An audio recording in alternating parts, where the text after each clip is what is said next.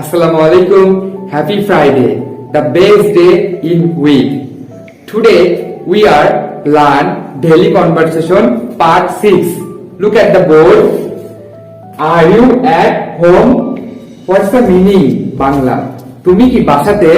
এই প্রশ্নের দুই রকম উত্তর আসবে, একটা হ্যাঁ বোধক আর একটা না বোধক।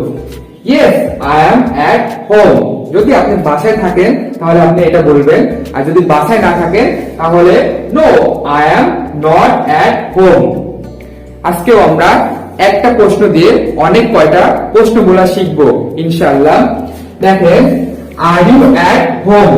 এই হোমটা উঠায় এই পাশে দেখেন আমি অনেক কটা স্থানের নাম লিখছি। প্রথমটা আমি ব্যবহার করছি হোম নিয়ে, তারপরে আমরা ব্যবহার করব school. Are you at school?